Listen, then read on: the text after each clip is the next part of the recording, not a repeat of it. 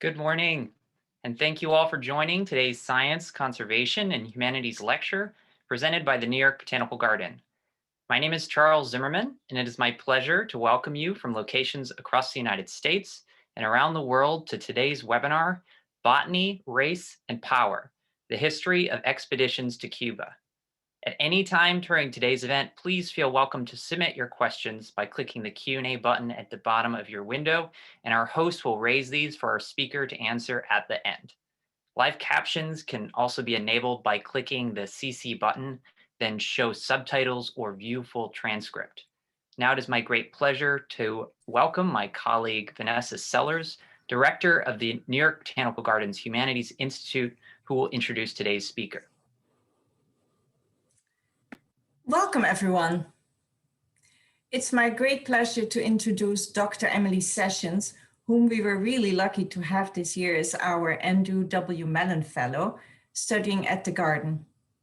Each year, the Humanities Institute asks its Mellon Fellows to give a research report showing how they use the historical collection of the LuEsther T. Mertz Library and the William and Lynda Steere Herbarium to further their own research. Their research is meant to stimulate critical thinking at the intersection of science and the humanities. Despite the obvious challenges this year, Emily has been able to conduct her research really successfully, combining a super positive attitude with remarkable research savviness. Emily came to us from Yale, where she received her PhD in the history of art with a dissertation entitled Fertile Terrain, Botany, Art, and Power in Cuba's 19th Century. And during her time at the Garden, Emily has continued this innovative research, diving into our collections of Cuban natural history to gather further material to now write a book on the topic. Her work focuses on the connections between the visual culture of botany, cartography, and scientific illustrations. And she also looks deeper at issues of power and identity. Today, she will tell us more about her latest discoveries, tracing the history of the New York Botanical Garden's own first expeditions to Cuba at the turn of the 20th century. Here now is Dr. Emily Sessions.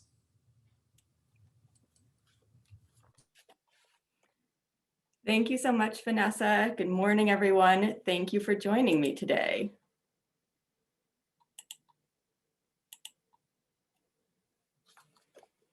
I'm excited to be here with everyone. I want to begin by looking together at an article that was published in the New York Tribune in 1909. This article includes a full report written by Nathaniel Lord Britton of a New York Botanical Garden expedition earlier in the year to Jamaica and Cuba. It's first of all fascinating that the Tribune reprinted this lengthy and somewhat technical report in full.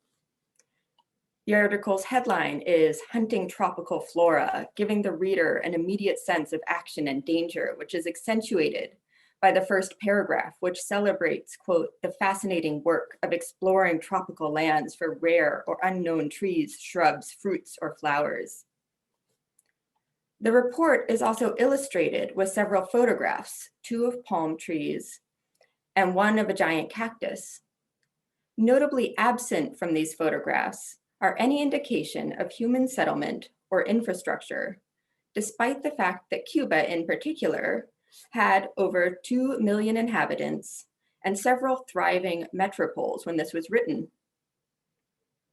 The text of the article also de-emphasizes Cuba's population and built environment. The primary human habitation mentioned is that of the US naval station at Guantanamo Bay, which is described in some detail. Now, you might argue that this framing and these photographs are only fitting for an article about botany instead of about historical architecture or infrastructure, and this is true. But what this article and these photos also serve to do in the eyes of the reader of Sunday's New York Tribune, someone who might not have thought much about the island of Cuba before, is to frame this island as a lush wilderness over which the United States military had the only and rightful domination, a wilderness from which plants could and should be extracted for American science and profit. Today, I'll be talking about the history of botanical exploration to the island of Cuba. Instead of focusing on the scientific discoveries that were made by these expeditions, however, I will focus on their political contexts and their visual production. I want to show that scientific exploration is shaped by political power and social dynamics, including race. In turn, expeditions shape the public's perceptions of locations and their political possibilities, often through visual and textual reports. I'll begin by discussing in depth the first exploration of Cuba, made at the end of the 1700s by the Spanish Empire, who ruled the island at the time. I'm using this expedition not just to set the stage for the events that followed, but also to remind us of the political stakes of these expeditions, and to train us really how to see these stakes in the visual materials produced, even if these visual materials at first appear politically neutral. I'll then briefly discuss how science and society changed in Cuba over the next 100 years, and finally, I'll spend some time unpacking the expeditions to the island that the New York Botanical Garden made in the 1910s and 1920s. I will place these explorations within a wider context of expanding US imperial interest in the Caribbean, and in Cuba in particular, at the beginning of the 20th century. In August of 1796, Joaquin de Santa Cruz y Cardenas, the Conde de Mopox y Jaruco, who I'll just call the Conde de Mopox, received a commission from the King of Spain for an expedition to explore Cuba. Located in the northern Caribbean Sea, around 100 miles from Florida, Cuba boasts an extremely rich and complex natural biodiversity and a unique ecosystem. At around 43,000 square miles, the main island is about the size of the state of Pennsylvania. It's the largest of the Caribbean islands. Cuba had been settled since at least the 4th century BCE by various groups of Arawak peoples, and the Spanish were the first Europeans to arrive there in 1492. Spanish authorities tried to encourage settlement and agricultural development on Cuba for centuries, first by forcing the labor of the indigenous people on the island in a plantation system, and then by importing enslaved Africans. However, in part due to strict trade restrictions and in part to constant pirate and buccaneer attacks on the main harbors, the Cuban economy remained fairly stagnant throughout much of the 16th, 17th, and 18th centuries. This was starting to change, though, when the Conde de Mopox was beginning his expedition in 1796. A brief British occupation of Cuba in the 1760s had opened trade, giving merchants and plantation owners a renewed interest in increasing profits, especially through sugar. And the Haitian Revolution began in 1791, disrupting sugar production there and giving Cuban plantation owners a chance to enter the market. At the time the expedition started, these Cuban plantation owners were in the midst of trying to convince the Spanish government to support sugar production through investment, protective tariffs, and increased government support of chattel slavery. The Conde de Mopox himself had become a new owner in 1791 of a sugar and coffee plantation in Guantanamo Bay on the south coast of Cuba, and he worked closely with other wealthy plantation owners to plan the expedition. Sugar, along with the infrastructure to support it and the military might to protect it, including against uprising of the enslaved workers themselves, was central to the Mopox expedition from the beginning. This was also a moment when the Spanish authorities were seeking to solidify their territorial claims across the Americas and the Caribbean. And the Mopox expedition, as some of you may know, was just one of many Spanish botanical expeditions that were mounted in the late 1700s. The Mopox expedition lasted around 6 years, included dozens of individuals, and focused largely on the Havana region in the north and Guantanamo Bay and the island of Pines in the south. Today, I'm focusing on the maps, botanical drawings, and engineering schematics produced as part of the expedition.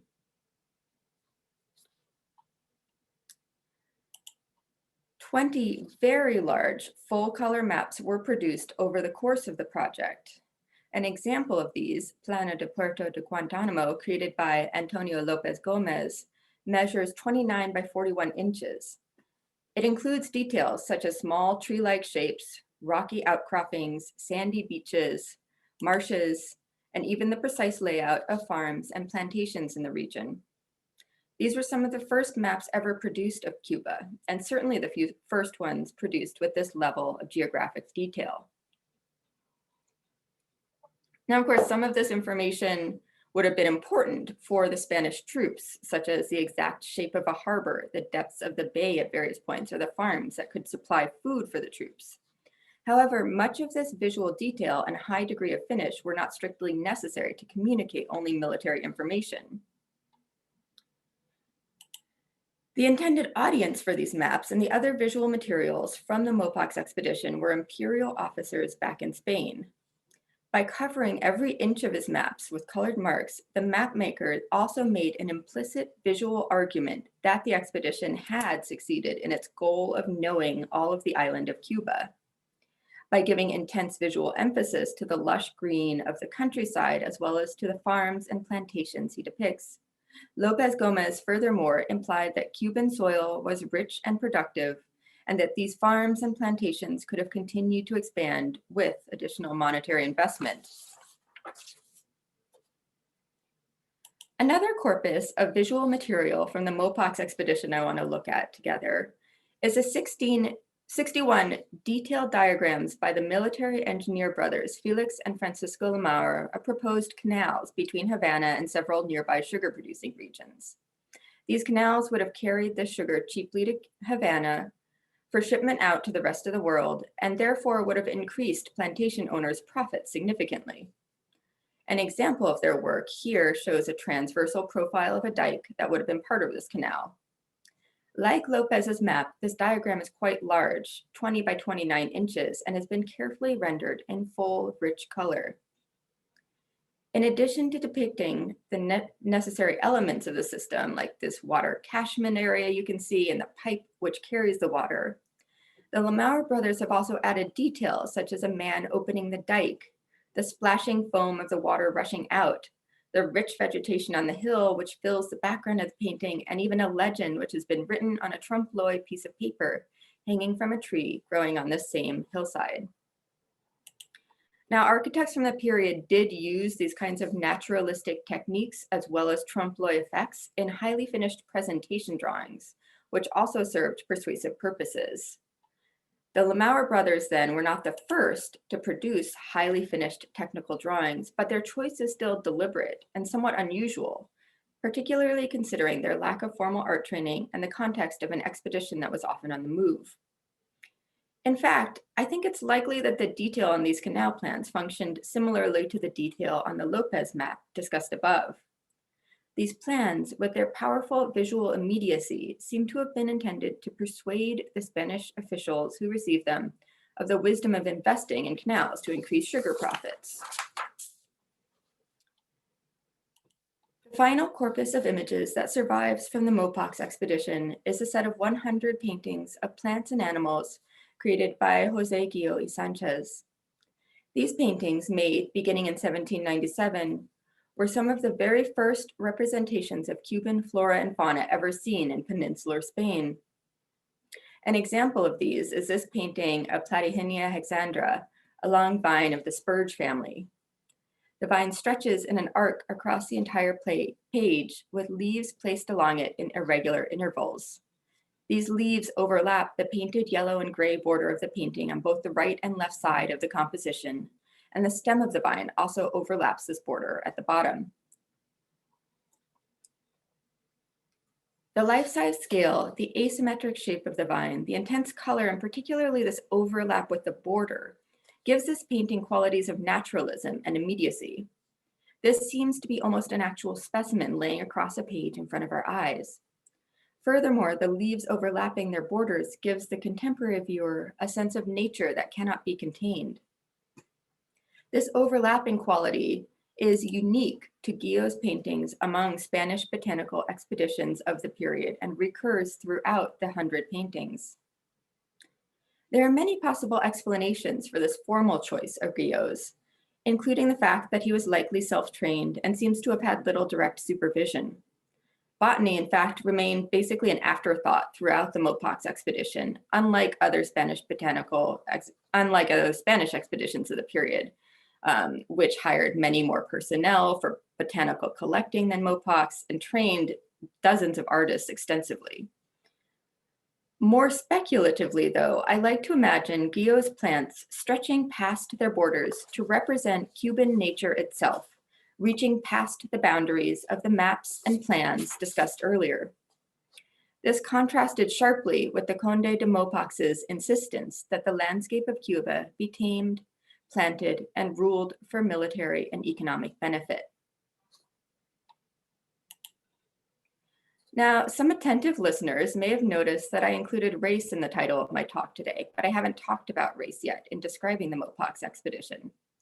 Others might not think that race would have had much to do with natural history collecting or canal engineering at the end of the 18th century. But in fact, the entire Mopox expedition revolved around race. And by tracing how, we can better understand the many links between natural history, botany, and race more broadly. First, like many expeditions at the end of the 1700s and even today, the Mopox expedition required a massive amount of labor to move around. People had to carry measuring instruments, botanical specimens, drawing and writing supplies, and as well as all the other supplies necessary to move a group of people through a dense landscape without roads. Also, like many expeditions at the end of the 1700s, most of the people who did this labor were enslaved Black people. I'm including this lithograph that was made in Cuba decades after the Mopox expedition, because it's actually one of the only ones I know of that shows some of these individuals who made journeys such as this one possible. These people are almost entirely absent from the official archival record about Mopox, so we know almost nothing about them, not even how many of them were present. But one detail in the archives reminds us of their importance to the project. This is head botanist Baltasar Boldo's trial for mistreatment of an enslaved man. This mistreatment took place, according to trial records, in the house of the Conde de Mopox himself.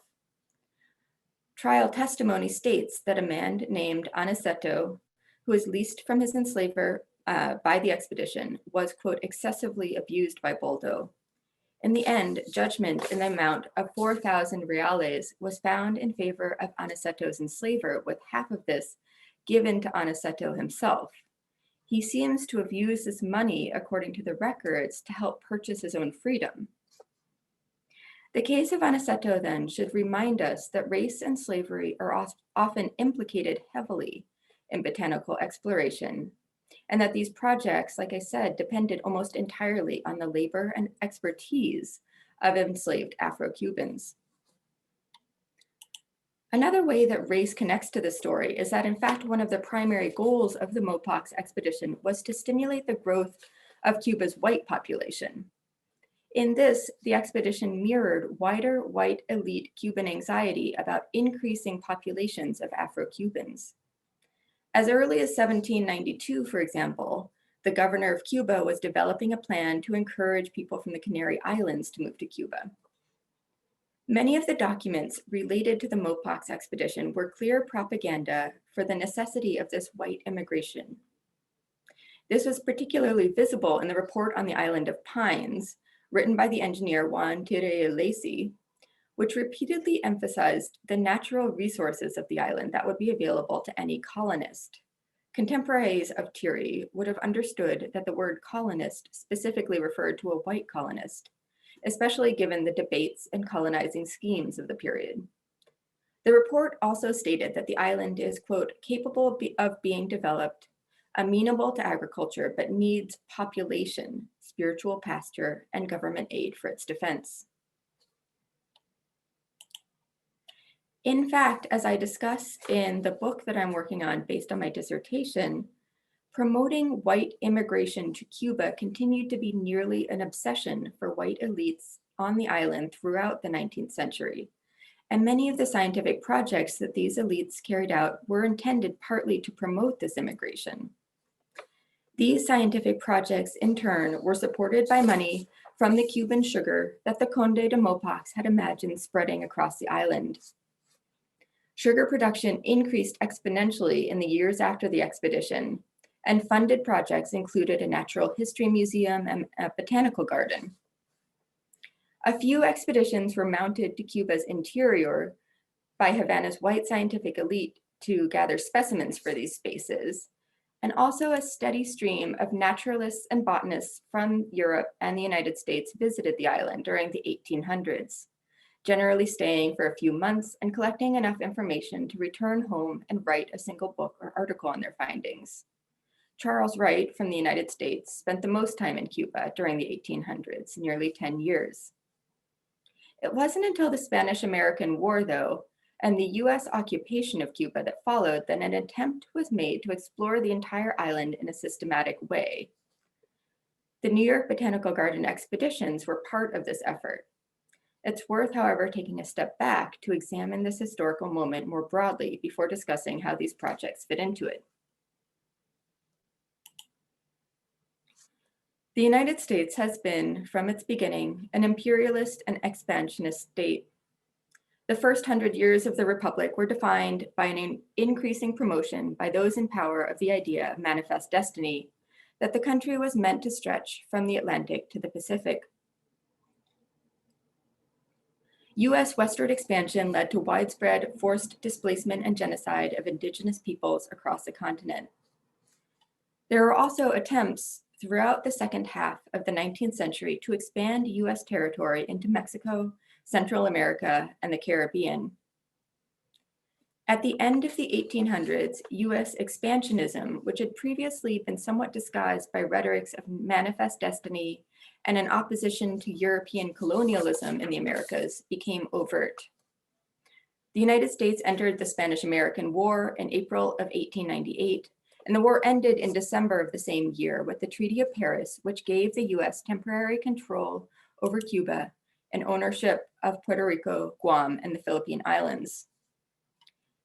US military involvements would only increase in the coming decades, with annexation of Hawaii in 1898, occupations of Nicaragua beginning in 1912, Haiti in 1915, and the Dominican Republic in 1916, as well as further military invasions of Mexico and Honduras. Together, these interventions are known as the Banana Wars, a name which belies the commercial incentives for these military actions. Political leaders at the time, in fact, were quite forthright about the profit motives for US intervention. In 1898, for instance, Senator Albert Beveridge proclaimed, quote, "American factories are making more than the American people can use, American soil producing more than they can consume. Fate has written our policy for us. The trade of the world must and shall be ours." At the same time, however, US expansion at the turn of the century was couched, especially in public discourse, in metaphor and a new version of manifest destiny. What I think is particularly interesting is that these metaphors often used botanical imagery. Cuba was often discussed in the popular press as a fruit that would fall to the United States when ripe. Missouri Senator Trustin Polk argued for annexation of Cuba as follows, quote, "Let us bear in mind that the ripe apple requires to be plucked from its native tree, and it must be plucked as soon as it is ripe. If deferred beyond maturity, the rich fruit will have lost its value. The golden opportunity will have passed away forever. This Cuban fruit, I trust, is even now ripe for the gathering."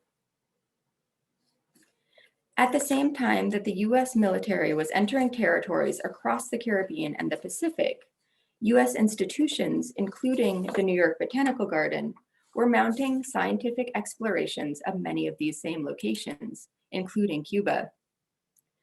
Brian Boom and others have written extensively about these projects, and I'll try to just summarize briefly here.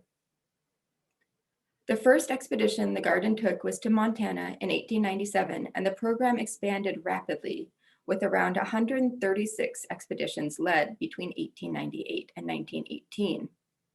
Half of these were to the Caribbean, and 20, nearly 1 in 7 of all expeditions led by the garden for the first 20 years, were to Cuba specifically. The New York Botanical Garden, of course, was not the only American institution turning to the Caribbean at the beginning of the 20th century. Harvard, for instance, had a botanical station in Cuba on a sugar estate in Cienfuegos beginning in 1899, and the Smithsonian Institution sent several expeditions to the island in 1914 and 1915.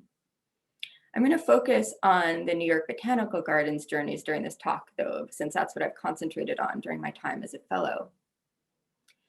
As you can see from this chart, there were a number of people from the garden that participated in these expeditions, including Director-in-Chief Nathaniel Lord Britton and Honorary Curator of Mosses, Elizabeth Knight Britton, as well as Franklin Earle, Lucian Underwood, Percy Wilson, and John Schaefer. Of course, one of the reasons for expanded botanical expeditions to the Caribbean was simple access. The New York Botanical Garden was a new institution founded in 1891, so it was trying to gather, a great number of specimens quite quickly. The Caribbean was nearby, and the U.S. military presence, of course, across the region enabled researchers to visit there relatively safely. We also know that several of the key leaders of the garden during these early years had personal connections to Cuba, including most notably Elizabeth Knight Britton herself. Her grandfather had owned a sugar plantation and furniture factory in Matanzas in Western Cuba, and Britton had spent many summers there during her childhood.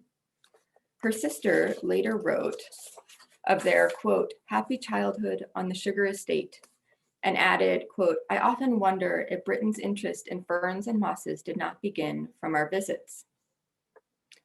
The reasons that the garden went to Cuba are clearly then a combination of access, U.S. expansionism, and personal connections. The scientific impact of these projects is also clear. They resulted in over 15,000 specimens for the garden's herbarium, as well as many live specimens for the collections and dozens of articles. Nathaniel Lord Britton was even preparing to write a Flora Cubana, though he never completed the project. What I am interested in is to what degree these expeditions in turn reinforced U.S. imperial claims to the Caribbean region, especially to Cuba. I'll be looking mostly at the reports on the expeditions, which were published every few months in the Journal of the New York Botanical Garden, but I'll also be discussing newspaper articles and photographs from these trips. I'll argue that just as the reports and the paintings that were produced by the Mopox expedition reinforced U.S. claims to the island, just as the reports and the paintings that were produced by the Mopox expedition reinforced Spanish claims to Cuba, the reports and photographs produced by the Garden expeditions reinforced U.S. claims to the island. And furthermore, I'll talk about how these U.S. claims were racialized in ways that paralleled the Spanish Imperial claims from 120 years earlier. Now, this argument isn't meant to discount the scientific accomplishments of these projects or the people who led them, nor is it meant to accuse these people of ulterior motives or racial animus. I'm looking at this material as a cultural object that reflected beliefs held by its makers and shaped how its viewers and readers understood the world. In this analysis, I draw on the work of a number of scholars who have examined the expansionistic rhetoric of the Garden's expeditions, and I encourage reading each of these excellent publications for more information on the subject.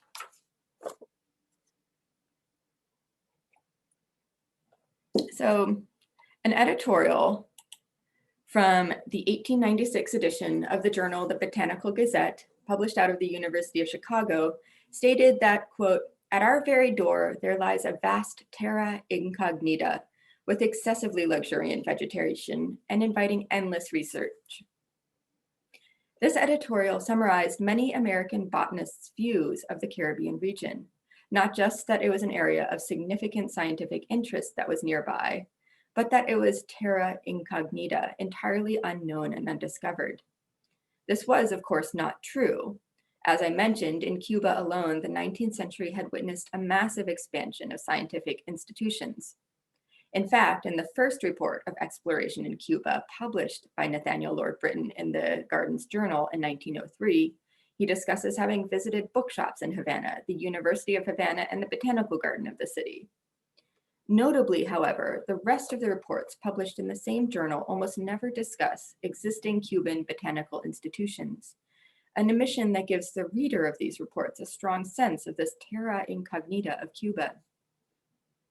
The photographs that accompany these reports in the Garden's journal, some of which you can see here, also show a Cuba that is nearly uninhabited and undeveloped.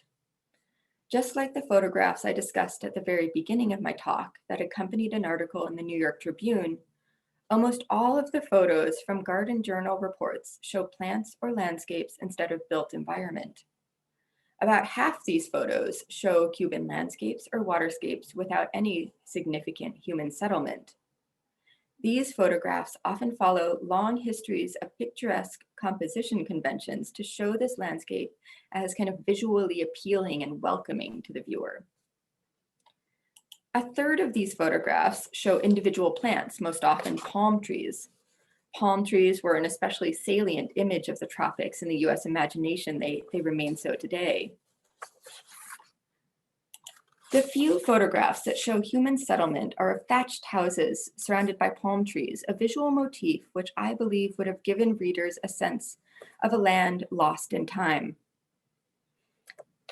These photographs can be compared to illustrations from a contemporaneous publication. The Cuba Review was published in New York by the Munson Steamship Line and was aimed mainly at investors and business owners from the United States. The articles in the Cuba Review and those in the Journal of the New York Botanical Garden then were both about Cuba. They were both written by US writers, by US audiences, and both sets of articles are illustrated by photographs that appear to be objective views of the island. Photos, though, as many of us know, don't just show things as they are, but they're created by a series of decisions, including what to show in the first place. Where the reports from the Garden depict Cuba as almost uninhabited, the photos in the Cuba Review emphasize gleaming new railroads and factories, cities and farms to reassure their US readers of the wisdom of investing in Cuba. Furthermore, most of the infrastructure that is mentioned in Garden reports is American rather than Cuban.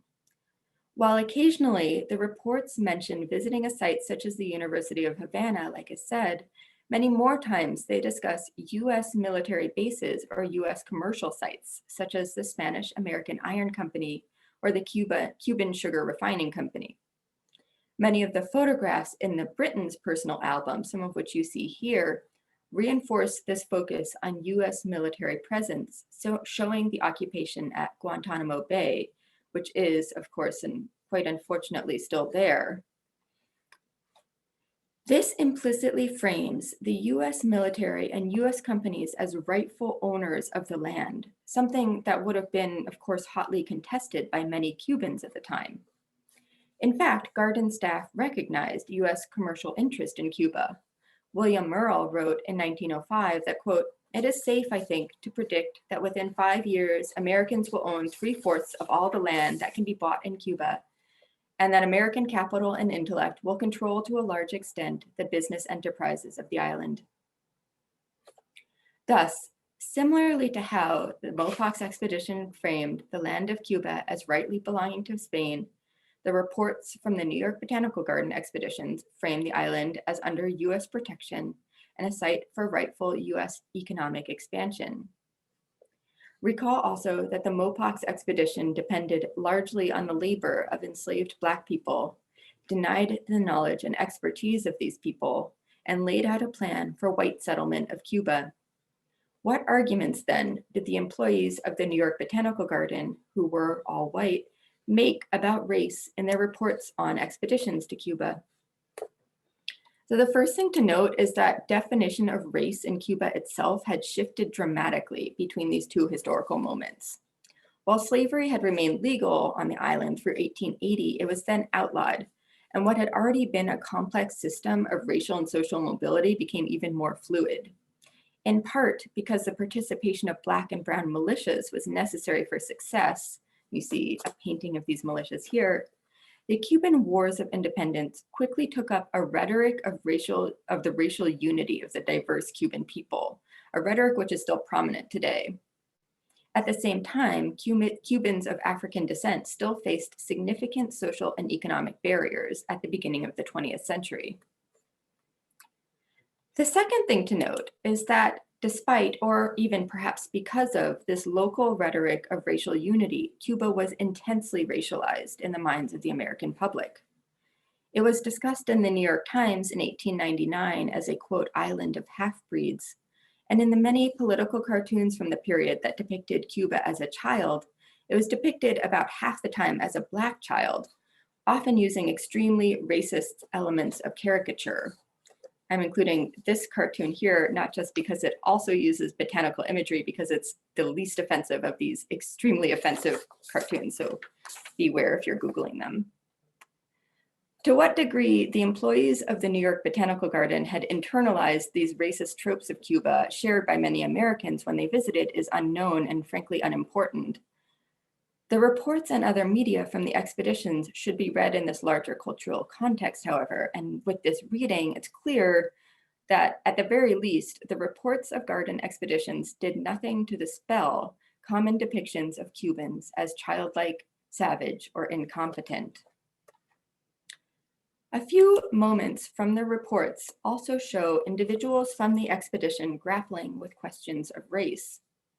In a 1909 report, for instance, Nathaniel Lord Britton discusses identifying the hog cabbage palm along Cuba's north coast and adds that, quote, in this latter identification, I was corroborated by a Bahamian Negro who seemed familiar with this palm and its peculiar economic uses. He also stated that a dozen or more large specimens existed towards the western end of the island. This aside is the only acknowledgement that I've been able to find of Afro-Cuban botanical knowledge, despite the fact that the expeditions depended on the labor of Cubans for transportation and on the knowledge of Cubans for navigation, guidance, local attributions, and advice about when and where to collect the best specimens. Many of these Cubans would have been Black or of mixed race. One other detail perhaps raises more questions than it answers about the role of Black Cubans in the Garden's expeditions. This is the presence of a solitary Black man in several of the photographs from these expeditions. To be honest, I don't know what to make of the inclusion of these Black figures. One explanation, of course, is that they serve to give a sense of scale of the plants photographed. But if this was the only reason, why is it always a Black man and not one of the white members of the expedition? Was it merely a matter of convenience, or was it an assertion of power? Another explanation is that they're meant to be tacit acknowledgements of the Cubans whose labor and knowledge made the expeditions possible. A final possibility is that the inclusion of these figures was meant, likely subconsciously, to frame the Afro-Cuban male body as another natural resource that was available to be claimed and used by the United States. Recall that the readership of the Journal of the New York Botanical Garden during this period would have been almost entirely white. For anyone who doubts, however, that botany, agriculture, US expansionism, and race were closely tied in the minds of many at this period, I leave you with this advertisement from the Cuba Review from 1907, targeting US investors to Cuba and advertising orange trees, delivered by a nursery that brags about employing only skilled white men, no Negroes employed.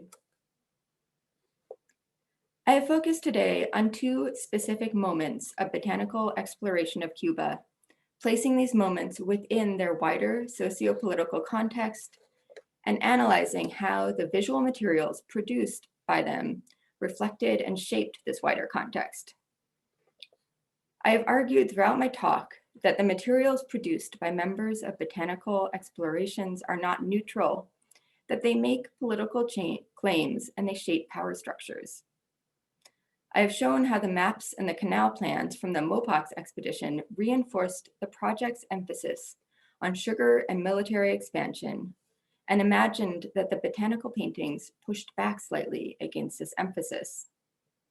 I've also discussed how the reports and photographs of Cuba from the Garden's expeditions 100 years later naturalized US occupation of the island and imagined it as a deserted, lush tropical island ready for US use. I'm looking forward to discussing this material in more depth in the Q&A, but first I wanted to point towards my next steps with some of this research.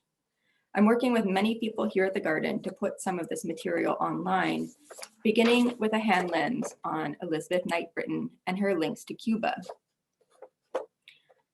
I'm also planning digital exhibitions on one of the expeditions itself and on the various ways that Cuba is depicted in material held by the Mertz Library. I invite you to view these digital projects as they go up, and I also invite you to send me any material that you come across that relates to these themes. I'm also working with Fabian Michelangeli and several other members of the garden to create more conversation about a set of botanical watercolors that was painted by Francisco Soval in Cuba in the 1870s that are also held by the Mertz Library and that are unknown to scholars of botanical art as far as I know. Please do reach out to be part of that conversation. Finally, I want to thank everyone at the garden, especially Vanessa Sellers, Samantha DeCunto, Rashad Bell, and Laura McKinney, who have made my time as the Andrew W. Mellon Fellow at the Humanities Institute so rewarding and fascinating. Thanks so much. Thank you so much, Emily, for that fascinating presentation. Much to unpack. It is now time for the Q&A. And for that Q&A session, I will again hand the mic over to my colleague, Charles. Thank you, Vanessa, and thank you, Emily, for that really fantastic presentation. We all learned very much, and our audience, I'm sure, has a lot of questions. So to get things started, those in the audience, you're welcome to submit your questions using the Q&A button at the bottom of your screen. And we also encourage you to upvote questions that you see that others have submitted. And that helps us get to the most important questions for all of you. So let's begin. We've got lots of great questions. So this one comes from Nuala. In your research, Emily, have you come across any observations or notes about Maronedge communities in Cuba? That's a great question. Thank you, Nuala. So for those who might not know, Maronedge refers to self-freed, enslaved Black people, so people who flee the plantation, and often across the Caribbean, these self-freed people would create communities, often long-lasting, large communities, often in island, in the mountains or places that were harder to access by local, especially imperial authorities. So anyway, there is less in the archives about Maronedge in Cuba than there is on some other islands that I've talked about, but it would be really interesting to do more research into some of those communities that did exist in Cuba and see what their relationship, especially because a lot of these communities depended on extensive botanical knowledge to take care of themselves, to feed themselves. It would be really interesting to see what the links are between that botanical knowledge that was held by these communities and the European botanical knowledge that I've talked mostly about, but I haven't found much in the archives yet about those links. Thank you, Emily. Thank you. Next question comes from Brent. Any ability to compare expeditions and reports between those for Cuba and areas that did not have the same kind of geopolitical overtones? Would this strengthen the ability to interpret some of this information if we could make such a comparison? Yeah, that's a really good question. And that is the direction that I would like to take this research in, is comparing how Cuba is talked about in some of these reports with other locations. I mean, you can even do that within the garden's discourse itself, because the New York Botanical Garden also had a laboratory site in Jamaica. And it would be interesting, I think, to compare kind of how those two sites are talked about, how they're framed in the American imagination, how they're talked about in the press. And that is something I'd like to do following up on this research. Thanks so much.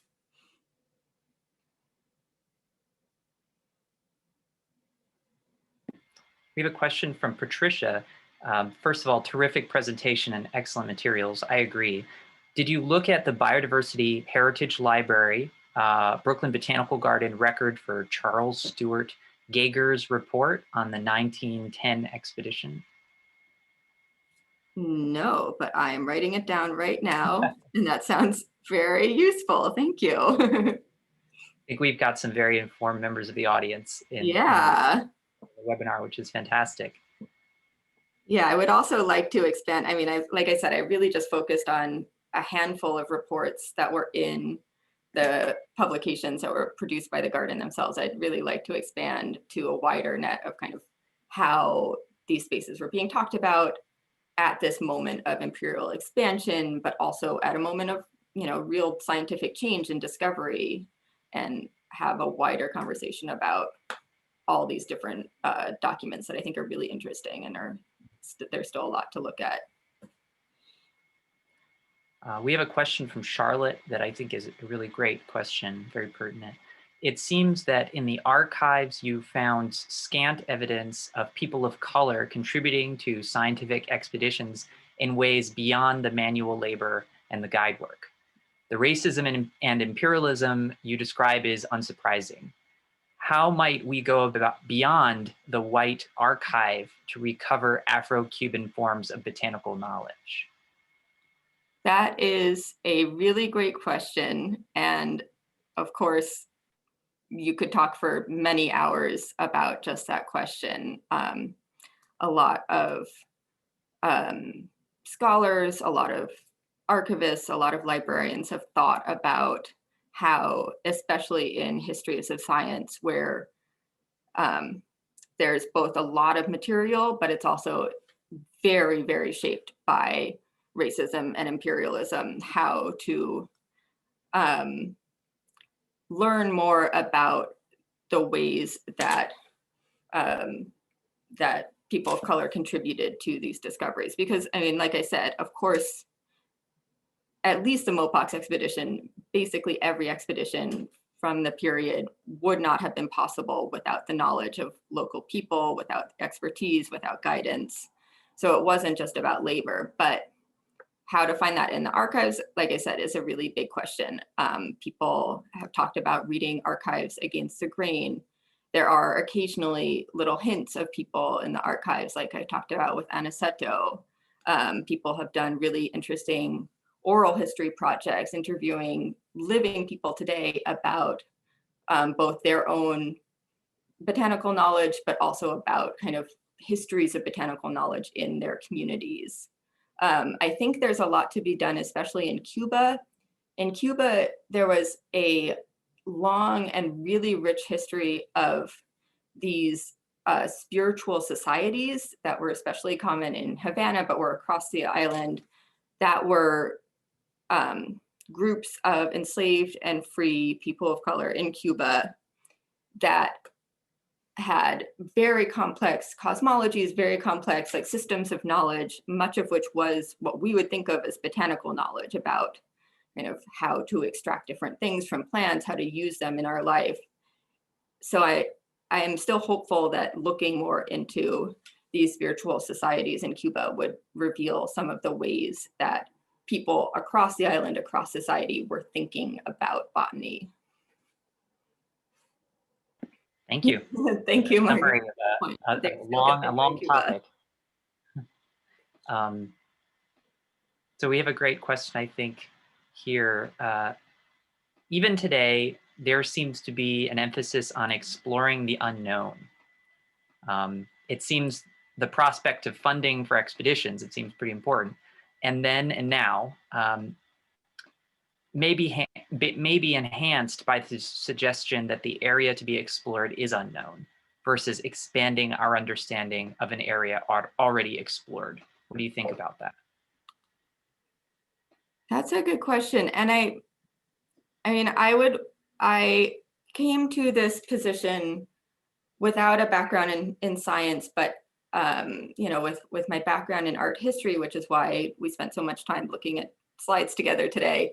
But I want to have more conversation between history, art history, and people, people doing the science about kind of how these different groups are thinking about exploration, about discovery, about the spaces that they're going into, because yeah, it's a broad topic, but it is something that I think we need to have more conversation about how these histories of exploration shaped our present, how we're thinking about them now, how power structures are working now, which again, I don't know a lot about how kind of the process of expeditions works now, but I would be really interested in learning more about that. And I'm excited to be at the garden where there's a really amazing community of people thinking about these issues. Excellent, thank you. Yeah, I thought it was so interesting the way you brought this analysis to so many different kinds of imagery, from photographs to maps, that it's telling, there's so much persuasion going on. And in a truth, we do that in so many ways when we talk about nature, from documentaries that are showing nature in this sort of pristine state for the purpose of getting a certain point across. I mean, it's so prolific in the way we think about nature, but there's definite intention behind it that we should recognize. I think it's important that you bring that to our attention. Well, and especially in Cuba, I mean, Cuba is still framed in the American psyche often as this kind of terra incognita of like rich, like biodiversity, which it is a place of rich biodiversity, but that's often framed unproblematically, and people don't really engage in these longer histories of how people have gone into the site and used it and thought about it. Thank you for doing that and helping us through it. Another question from Nuala. In your research, did you find any connections with the Bronx Zoo in terms of US empire building through the use of field stations in the late 19th and early 20th century? No, but that I also want to learn about, because I love the Bronx Zoo and it would be really interesting.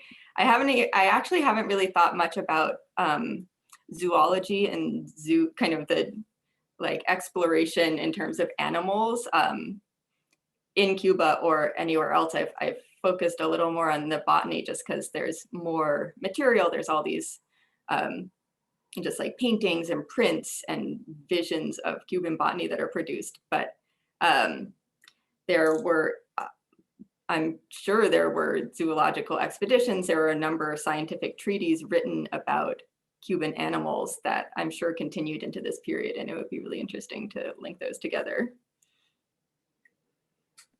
I agree. We have a question from Ariel. I'm interested in Cuba portrayed as an apple versus Cuba portrayed as a Black child in the imperialist press, particularly in light of your provocative suggestion about the Black body being seen as natural territory itself. Can you talk a little bit more about what you see as the meaning behind these differing images? Yeah, so first of all, I want to recommend, there's a really great book written on kind of the ways that Cuba was seen by the American public, and it's written by Luis Perez. And I'm going to look up real quick, but there's this kind of proliferation of views of Cuba from the United States, especially starting right before the Spanish-American War, basically. And those are, like I said, there's so many ways that it's being portrayed. It's often portrayed as a child. It's often portrayed as an apple, or kind of like a source of wealth. It's often portrayed as a woman who is in danger and needs American intervention to save her.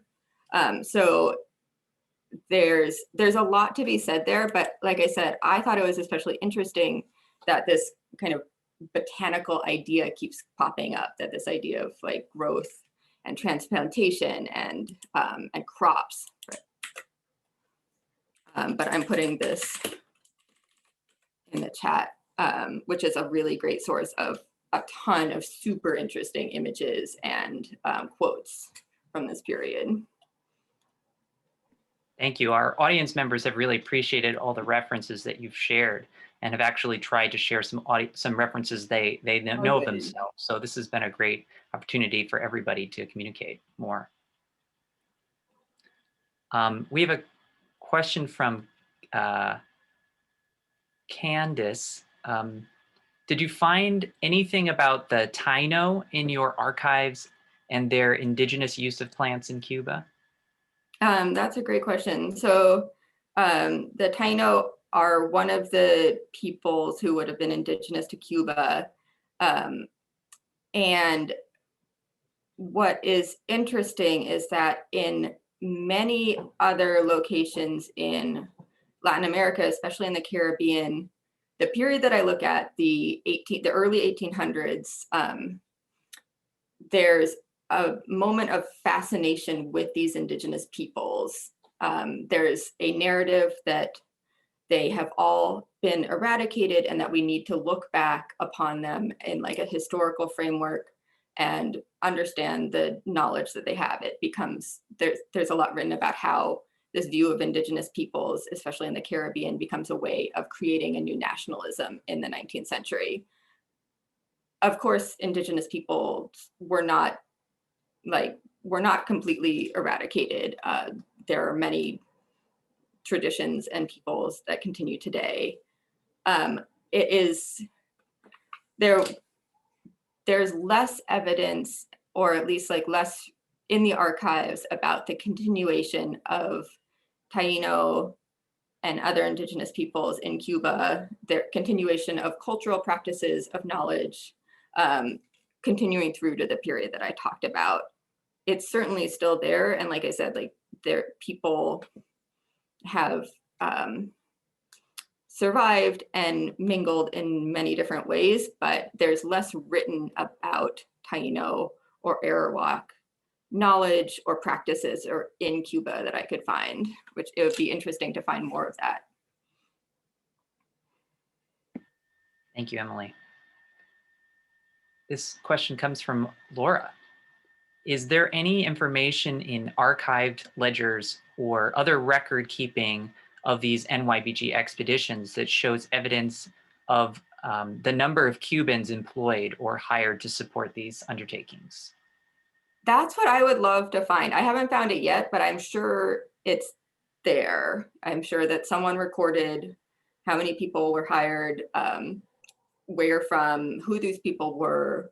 That's the kind of archives that like I've dreamed of throughout, like not just this project, but like in all of the research I've done. I would love to find a list of like, you know, here's the 5 people that came with us to this location and what they told us about it. It's very hard to find that in the archives, as you can imagine, but it would, I'm still hopeful that some of that information exists from these later expeditions. Yeah, I think that's the treasure trove we're all looking for. I have a comment from Pedro. As a botanist, I hardly take pictures other than of plants, perhaps due to my focused interests. I don't consider myself a racist whatsoever. On the light of my own perceptions, would you agree that perhaps Britain's focus on plants and habitat in his pictures does not necessarily mean that he was a collaborator of American imperialism? Yeah, I mean, like I said, it's not about individual animus or racism, or even kind of about like individual scientific interest in plants versus infrastructure versus people. What I was more interested in is how these reports affected the larger cultural conversation about Cuba. And I think that they helped to paint Cuba as uninhabited. Again, it makes sense. They're scientific reports about botany, but they also did this cultural work at the time when it was kind of an intense, larger conversation about what to do with Cuba. Thank you, Emily. Let's see, we probably have time for a few more questions. This has been really great. Really appreciate your time and being part of this all. Thanks. Do you have recommendations for any sources relying upon Cuban oral history and/or traditional ecological knowledge or early farming methods to share with the audience today? A good question. Let me, sorry, this isn't much fun watching me look up my Zoteros, but there are some really interesting source books, especially, like I said, histories that focus on the kind of long presence of these spiritual societies in Cuba and the different botanical knowledges that they have. So I'll try to look some stuff up and put it into the chat also. And we'll put that in probably the notes of the YouTube as it goes up, if I don't get it in time. Sure. So I have a comment from Doug, maybe you can respond to. One can underestimate the fanaticism of botanists in the sense that they or we tend to ignore or avoid settled or disturbed localities, focusing their attention on what remains of the natural world. Another common phenomenon is for botanists to focus their fieldwork on former or current colonies because of ease of access, rather than because of any complicity in perpetuating colonial policies or attitudes. Many botanists have actually been employed in colonial or colonialist expeditions, discovering populations of natural rubber, for instance, but taking advantage of that employment to focus their research and not doing a very good job for their employers. Anyway, a perspective from botanists that are still engaged in expeditions kind of in places like this. If you have any thoughts. Yeah, I mean, again, like I'm not trying to rake anyone over the coals here. Like I think it makes sense that that these expeditions would follow political power, that they depended on political power to kind of go into places that you have to go to where you can go, and you have to kind of do what you can do while you're there. And yeah, like I said, I'm especially interested in kind of what came out of those, what comes out of these expeditions, and how that filters through to the larger cultural context. And I focused on these reports in the New York Botanical Garden, but I don't know how wide the readership was, who the readership was, like who else was. Maybe this was a small part of how people were thinking about Cuba. Like maybe it was a big part. It would be interesting to kind of expand out that study. Thank you, Emily. Have you had the opportunity to look at any field notebooks from these expeditions? Allison says that this was a very helpful source of notes in the American Southwest with a rich and explicit evidence of racial discrimination along the way. There's a great collection of Cuban field notebooks at the Botanical Garden, dozens and dozens of notebooks, but they are quite sparse. They're just very basic in their note taking. It's really just, the specimen number, like the information about what plant it is, and kind of a general location of where it's collected, what nearby town it was. I was hoping that there would be these kind of rich, detailed notes about and then this person came with us, and then we went over here, and then, but they're the ones from Cuba that I've looked at so far are quite sparse. But there's an interesting trove there, and I encourage everyone to look at them. It was really cool to get to see these field notebooks. They're all digitized by the Mertz library, so I encourage everyone to take a look anyway. Thank you. I'll leave it with one last question. It's a relatively easy one. A lot of our audience members are interested to know whether this work is being published and when they can read it. That's a good question. This is the first step, so I really appreciate all of the questions and thoughts people have.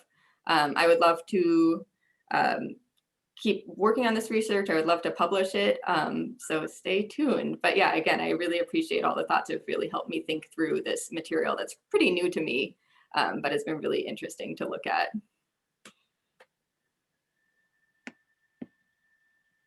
Great. Vanessa, are you on the line? Yes, I'm